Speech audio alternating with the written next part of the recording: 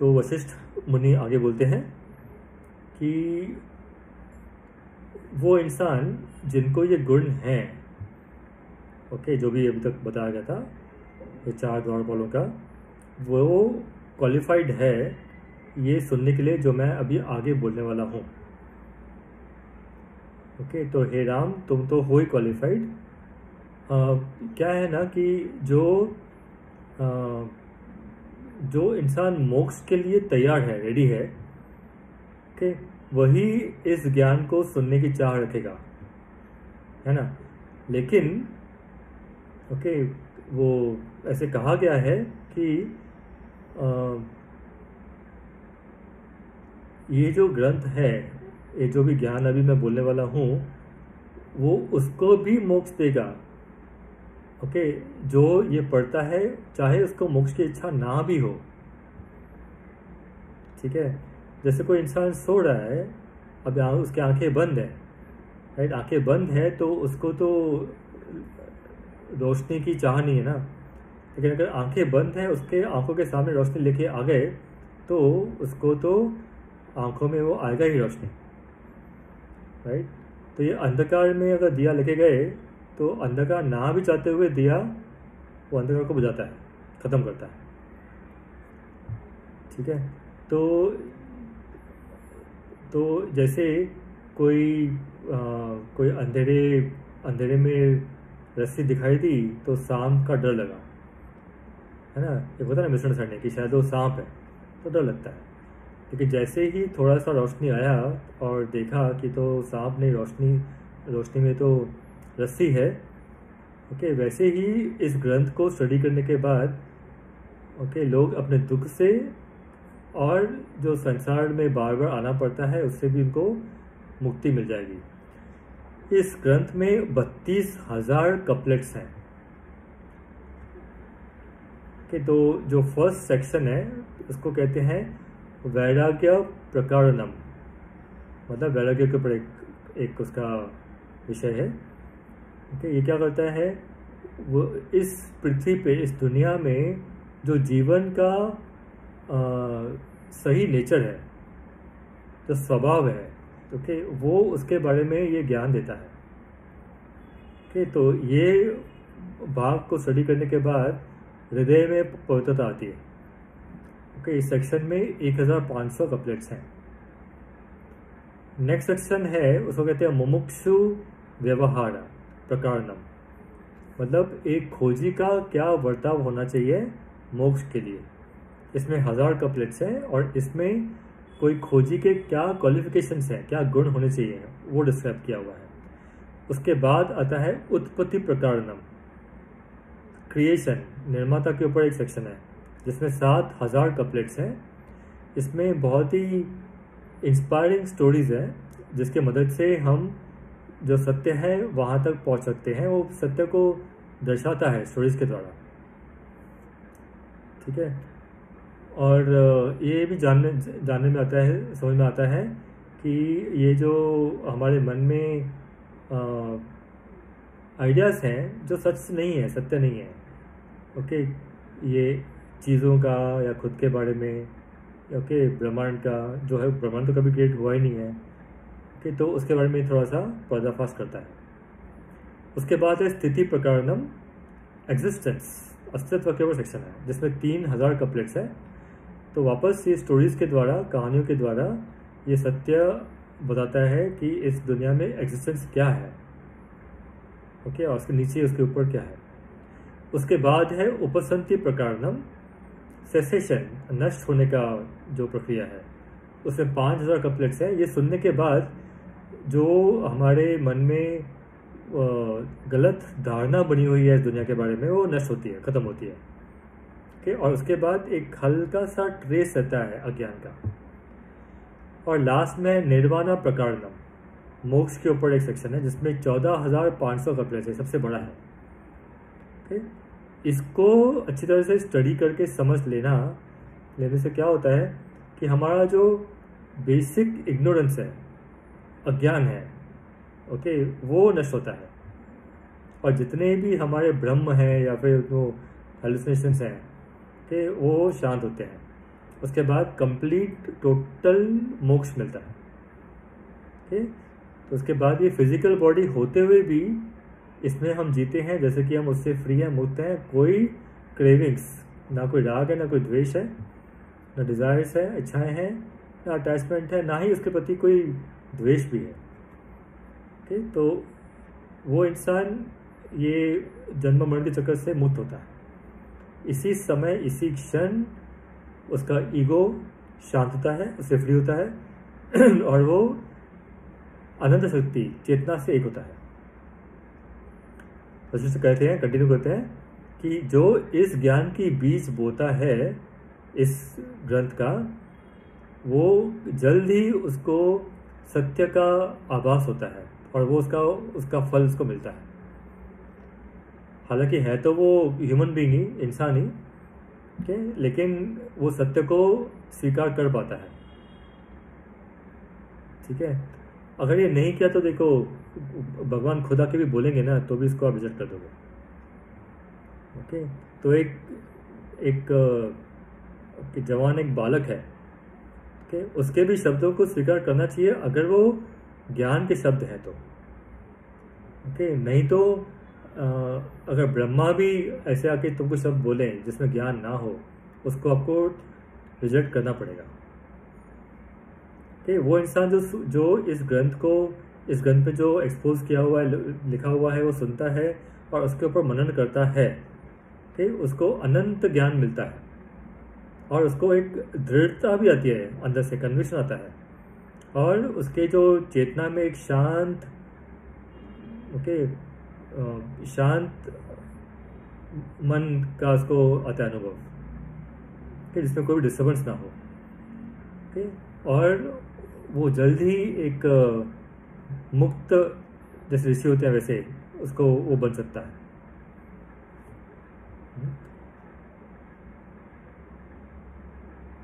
एक ऋषि के जिसकी दृष्टि बड़ी है, विशाल दृष्टि वाला ऋषि है, और उस दृष्टि में उसको दिखता है, क्या दिखता है कि एक है इंटेलिजेंस अनडिवाइडेड, कि जो बटा हुआ नहीं है, ऐसा बुद्धि, ऐसा शक्ति, ऐसा इंटेलिजेंस है। ओके, और उसी एक अनडिवाइडेड इंटेलिजेंस में अनंत ब्रह्मांड, यूनिवर्सेस निर्माण किए गए हैं। कैसे होता है उसको? क्योंकि उसने रियलाइज किया है, ओके, कि ये माया का मैजिक क्या है, और ये माया क्या होती है। वो हर एक अणु में, हर एक एटम में उसको दिखता है अनंत, इन्फिनिटी के। इसलिए वो जो क्रिएशन है, जो ब्रह्मांड है, उसके जो आइडियाज़ हैं, कभी ऊपर कभी नीचे, कभी ऊपर कभी नीचे, उससे उसको कोई फर्क नहीं पड़ता है, उससे वो अनअटैच्ड है। ओके, इसलिए हमेशा संतुष्ट होता है वो।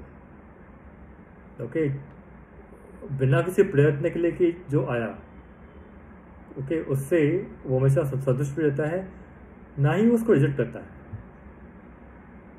ओके, रिजेक्ट भी नहीं करता है, संतुष्ट तो है, इसका मतलब ये नहीं कि रिजेक्ट करता है, और वो उसके लिए भागता भी नहीं है। कि चाहे कोई अच्छी चीज़ है जो उससे दूर चली गई है या किसी ने दूर ले लिया उससे, तो उसके ऊपर वो शोक नहीं करता, ना ही उसके पीछे भागता है। तो ये जो ग्रंथ है, इसको समझना काफ़ी आसान है, क्योंकि इसमें बहुत सारे इंटरेस्टिंग स्टोरीज लिखी हुई हैं। तो जो ये ग्रंथ को स्टडी करेगा और उसके अर्थ को के ऊपर मनन करेगा, उसको और कोई भी प्रैक्टिसेस है, जो कोई भी दान है, मेडिटेशन है या मंत्रस का उपचार है, वो कुछ भी करने की ज़रूरत नहीं है। ओके, क्योंकि मोक्ष से बड़ा, ओके, मोक्ष से बड़ा तो कुछ है नहीं। ओके, तो और वो मोक्ष जो इस ग्रंथ के अभ्यास से, मनन से होगा, उससे बड़ा मोक्ष तो कोई है नहीं। ओके, तो जो ये ग्रंथ को अच्छे तरह से स्टडी करेगा, इसके जो टीचिंग्स है उसको समझ लेगा, ओके, उसको ये जो दुनिया का जो अपीयरेंस है, ओके, उससे वो मोहित नहीं होगा। ठीक है, और जब वो देखता है कि दूर एक दीवार पे ओके, एक बहुत ही खतरनाक सांप है, वो सांप नहीं, वो उससे उसका पेंटिंग है, वो तो उससे उसको डर नहीं लगेगा। ओके, जब ये दुनिया लगेगी जैसे एक अपियरेंस है, माया है, रियल नहीं है, ओके, तो ऑब्वियसली कोई भी दुख नहीं होगा, है ना, ना ही उसके उसमें हम खो जाएंगे। ओके, ये बहुत दुख की बात है कि ऐसा ग्रंथ होते हुए भी लोग जो हैं वो इंद्रियों के सुख के पीछे भागते रहते हैं और बहुत दुखी होते हैं। ओके, हे राम, कि ऐसा सत्य जिसको हमने व्यक्तिगत स्तर पे अनुभव नहीं किया है, ओके, और वो हमको अनुभव में आया है या हमको बताया गया है, ओके, बताया गया है, अनुभव में नहीं किया है, मान लो बताया गया है, तो उसको हम समझ नहीं पाते, उसको ग्रास्प नहीं कर पाते। ओके, अगर उसको ग्रास्प करना है तो उसको एक एग्जाम्पल के द्वारा, है ना, एक कहानी के द्वारा कर सकते हैं। तो इस ग्रंथ में भी ऐसी कहानियों का प्रयोग किया गया है, उसका एक सिंगल पर्पस है और उसका जो इंटेंशन है वो भी उसके लिए उस लिमिटेड इंटेंशन है। ओके, तो उस कहानियों को सच नहीं समझना है, सिर्फ उसका जो सिग्निफिकेंस है, जो वो पॉइंट बताया गया है, उस तक ही उसको सीमित रखो। ओके, जब ये ग्रंथ को हम स्टडी करते हैं तब ये दुनिया लगती है जैसे कि एक स्वप्न है। ओके, तो ये जो इलस्ट्रेशंस है उसका पर्पस यही बताने के लिए है। ओके, तो अपनी बुद्धि को नष्ट मत करना उसको मिसइंटरप्रेट करके, उसका कोई उपयोग नहीं है। ओके, कोई भी कहानी हो सबसे एक ही पर्पस है कि जो सुनने वाला है वो सत्य तक पहुंच सके, जो सत्य का रियलाइज करना है, सत्य को रियलाइज करना है, सत्य को समझना है, कि वो इतना इम्पोर्टेंट है कि कोई भी मेथड का प्रयोग किया गया है जो रीजनेबल है, ताकि वो पॉइंट को हम ठीक से एक्सप्लेन कर सकें। ओके, और मोस्टली जितने भी कहानियां हैं वो सब की सब नकली कहानियां हैं, खाली वो पॉइंट को बताने के लिए है। ठीक है, तो ये बात है। अच्छा, अगेन ये जो ग्रंथ को हम स्टडी कर रहे हैं इसको कंटिन्यू करते रहो जब तक वो सत्य का हमको आभास ना हो, इसको बीच में रोकना नहीं है, क्योंकि आधा ज्ञान मिलेगा तो कन्फ्यूजन बढ़ेगा, है ना। और अगर हमने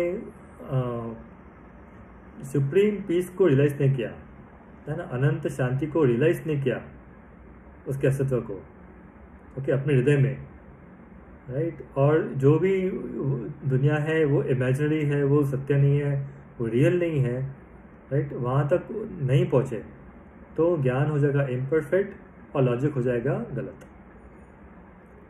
ठीक है, जो एक महासागर है वो क्या है, जितने भी महासागर में लहरें हैं उन सब का समूह है महासागर, है ना।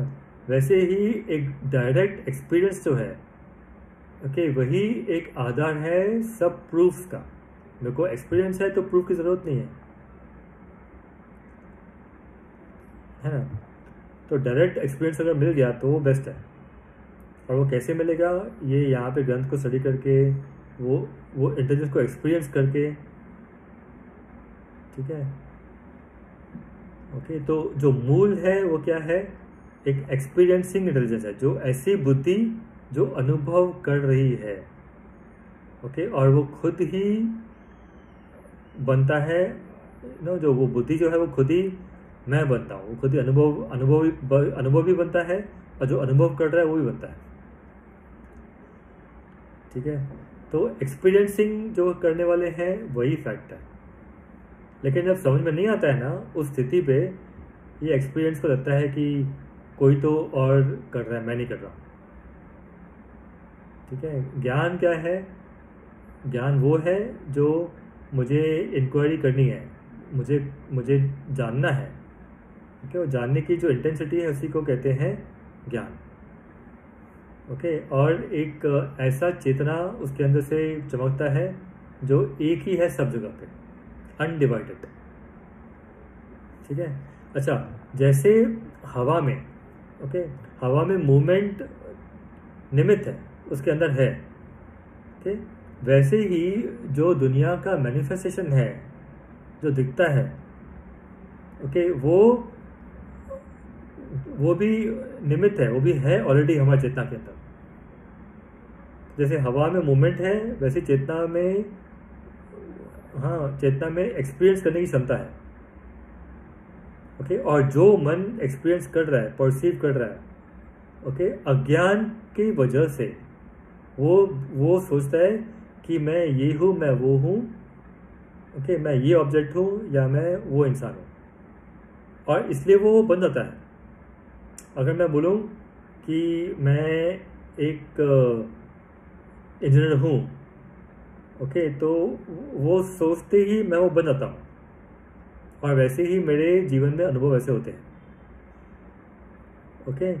तो बोलते हैं कि the object is experience only in the subject, not elsewhere, okay. जो वस्तु है, ओके, वो वस्तु का अनुभव, वस्तु तो बाहर है ना, ऐसा लगता है हमको, राइट? नहीं, वस्तु बाहर हो शायद, ओके, लेकिन मैं देख रहा हूँ, इसलिए उसका अनुभव मेरे अंदर हो रहा है, ओके। कहते हैं कि जो वस्तु है उसका अनुभव मेरे अंदर है और कहीं पे नहीं है, ठीक है। तो हे राम, जब तक ऐसा समय नहीं आता है कि वो ज्ञान हमारे अंदर से डायरेक्टली आ जाए, तब तक जो भी बड़े बड़े टीचर्स हैं, गुरु हैं, उनके नॉलेज को, उनके ज्ञान को आप पकड़ लो और उसके वो मनन करते रहो, कि जब तुम ऐसा ज्ञान एक योग्य गुरु से आप पाओगे तो आपके वर्ताव में वो दिखाई देगा, और उनका जो वर्ताव है वो आप में दिखाई देगा, ओके। और जब तुम उनके ही गुणों में बढ़ोगे, तब तुम्हारे अंदर भी उनका ज्ञान धीरे धीरे अपने आप को एक्सपोज कर लेगा, ओके। तो ज्ञान और गुरु के जो वर्ताव है, बिहेवियर है, उसको कॉपी करना, ओके। ये दोनों भी हैं जो जिसके पीछे आपको पढ़ना चाहिए, ओके। अभी शुरू होता है पार्ट 3 ऑन क्रिएशन, ठीक है। तो आकाश, ओके, स्पेस डायमेंशन, इस ग्रंथ में 3 महत्वपूर्ण शब्द हैं। यहाँ पे मैं खत्म करता हूँ ये बोल के। 3 महत्वपूर्ण शब्द कौन से हैं? आकाश के ऊपर ही है 3 शब्द। एक है चिद आकाश, दूसरा है चित्त आकाश, और तीसरा है भूत आकाश, ओके। आकाश मतलब क्या है? आकाश मतलब स्पेस, ठीक है। चिद आकाश, चित्त नहीं है, चिद, ओके। चिद आकाश मतलब क्या? कि हमारे कॉन्शियसनेस का स्पेस, हमारे चेतना का स्पेस। चित्त आकाशा मतलब हमारे मन का स्पेस, माइंड स्पेस। और भूत आकाशा मतलब जो 5 एलिमेंट्स हैं, ओके, 5 तत्व हैं, उनका स्पेस। दुनिया में जो कुछ बना हुआ है वो 5 तत्वों से बना हुआ है, उनका स्पेस को बोलते हैं भूत आकाशा। जो 5 महाभूतों से बना हुआ है वो भूत आकाश, ओके। मन का जो है वो चित्त आकाश है, और जो चेतना का है वो चिद आकाश है, ओके। तो कहते हैं कि जो चिद आकाश है वही आत्मा स्वरूप है, आत्मा का इमेज, आत्मा का स्वरूप है, ओके। लेकिन उसको हम देख सकते हैं सिर्फ मन के द्वारा। तो कैसे देखेंगे मन के द्वारा? जब मन कंप्लीटली शांत हो जाएगा तो हम मन के द्वारा वो चिदाकाश को देख पाएंगे, ठीक है। अच्छा, ऐसे किसने पूछा, ओके, भगवान को कि अगर वही तो अगर चित्ताकाश तो आत्मस्वरूप है, ओके, तो हम तो देख पाएंगे मन के द्वारा। अब वो मन के द्वारा कैसे देख पाएंगे? अगर मन खुद ही शांत हो गया तो कैसे देख पाएंगे?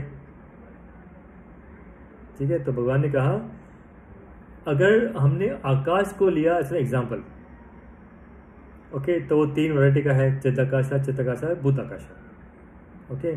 जो नेचुरल स्टेट है उसे कहते हैं चिदाकाशा, मतलब वो फीलिंग कि मैं हूँ।